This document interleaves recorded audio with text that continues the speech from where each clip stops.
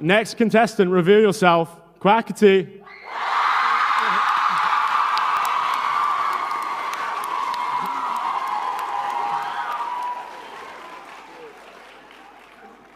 Rambo, what about you down at the end? You and Quackity, how did you guys get started? Okay, Rambo's answering this one. All right, so, wait. What? Do you want to go? You did talk. Me go? Yeah, that's you. That's all you. Yeah. That's all me? Okay. Quackity, what about you? You're gonna have to use that one. This one doesn't read. This one? What? Club Penguin. I started making Club Penguin videos. How many of you guys play Club Penguin? Give it up for Club Penguin. So yeah, I basically started making Club Penguin videos. You got enough What? microphones there? I'm sorry? You got enough microphones? I don't know. Yeah.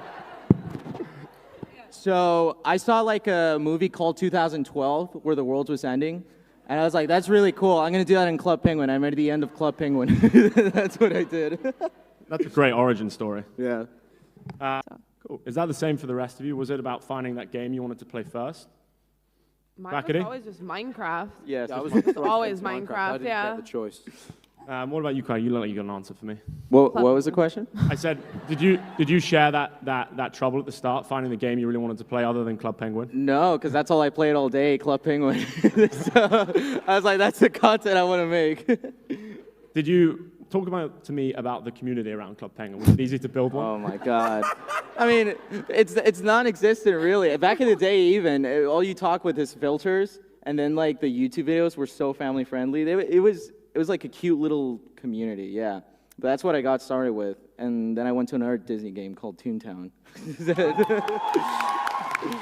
I really feel like you intentionally avoided the fact that it was a cute community until you ruined it. Like I feel like you were to blame purely for that. But I did cause a little bit of a shutdown of Club Penguin years later. Sorry about that. Well, at least Club you admitted Penguin, to I know it. you're listening right now, Club Penguin. You just wanted to say you're sorry. Anyone else? Quackity, what would you say? Don't say the same thing.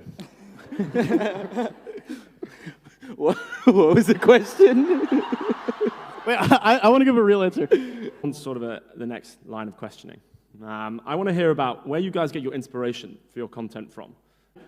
Before I became a content creator, I watched so much Quackity, actually, and yeah. So I think all of my friends are really where I get most of my inspiration. Thanks, Carl. Farming. He's farming I'm not us. farming He's us. farming I'm us. not. He doesn't mean it. He doesn't mean it. Don't off. Do not do any offs. I'm not cursing.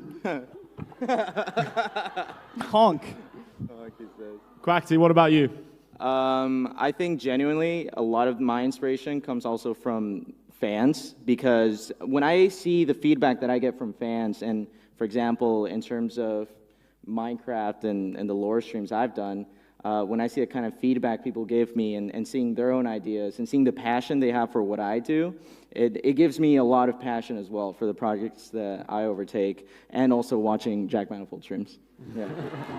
Thank you. What's been your highlight on stream? What's been a moment you still remember to this day, and you're like, that was awesome, either with friends or with fans? Can you think of one moment or a couple of moments? Quackity, what about you? I think one of the biggest highlights of my career was the end of my last lore stream, where it genuinely, I think, recently in my life, I've kind of looked into what gives me the most passion to work on. And I think directing little movies or directing things is one of my bigger passions.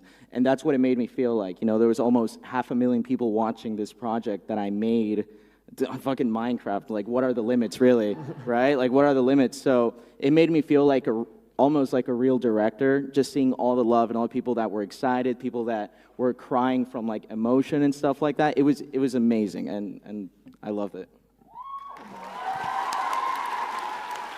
Quackity, what about you? What are you sort of most proud to give to your community? What? What are you most proud to give What to am I your... most proud? Yeah. Either a piece of content you've done or an interaction you had. Yeah, I keep talking about it, but I feel like I think throughout the years, the quality of the content I try to produce is always something I try to top, right? So it's I try to make it better each time. And that's kind of why I don't upload that much, or I don't do stuff that commonly. It's because I'm trying to constantly improve that quality. Because the more audience I see is the more I feel in a positive way, the more I feel the pressure of trying to give something to everyone that is like really good. Yeah. So it's like a problem, but also it's a good thing because I'm always trying to be a better version of myself. That's really interesting. You're talking about growing audience, but how do you welcome those new members to your community? Or when you get new audience, you see another stream with bigger numbers. How do you sort of welcome them in, like into chat or onto your stream? I don't think about it. I try not to think about it. It's difficult to visualize numbers. It really is. So events like these, this is my first TwitchCon ever, events like these really help visualize how much passion there is behind the community and how much people actually like the work we do. And it's really inspiring to me personally. So, yeah. I think Rambo had a really good point of talking about some of the more negative sides of content creation in the sense that this is a really cool job that you guys have and we all love you so much, but there's so much stress involved that we don't get to see. Are there any more things that you would advise newer content creators to avoid or be wary of in terms of protecting their own sanity as they get into this world where they have very little privacy? I think adding on to that, I think something people really need to realize if they plan on overtaking not just content creation, but becoming a public figure of any form, is that you're opening the door to hundreds of thousands, millions of eyeballs on you. You know, like it's really, you are going to be judged by a lot of people. A lot of people are going to have opinions on you. Why are you? Someone's laughing. What? Because you said eyeballs. Why did you say eyes, man? Why'd you say eyeballs? No. Like, it's a really oddly specific thing to say. I just hear someone like giggling. I was like, what? No. But that's the reality. You really need to know what you're getting into. Is you're going to have a lot of people creating opinions on you, and you need to be really, really aware that that's going to happen, and not everything's going to be positive. There's going to be a lot of negatives, and just as long as you have that in mind.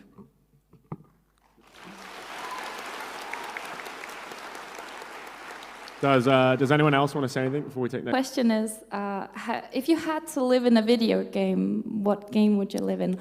Also, Quackity, what about you? Club Penguin? Me? Yeah.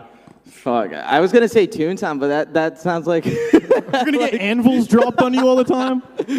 Yes. Nah, probably. Fuck, I don't know. Dude, Thrillville off the rails. That's my favorite game. No, nobody. Sorry. Okay. I was wondering how like the continuation from when you first started streaming and maybe had like slightly below 50 average viewers versus going to thousands, tens of thousands of viewers that you have now. How was that like? How did that feel for you? That like gradually going up?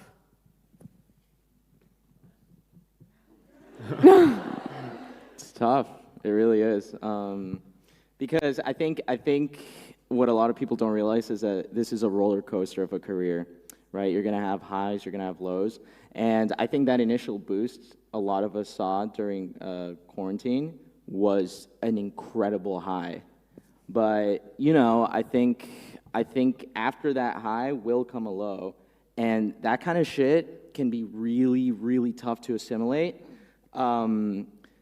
But just as long as you have your feet on the ground and you know what you're doing it for, I think numbers start to matter less and less. Just as long as you enjoy it a lot, which I think I can say for all of us, we enjoy what we do a lot.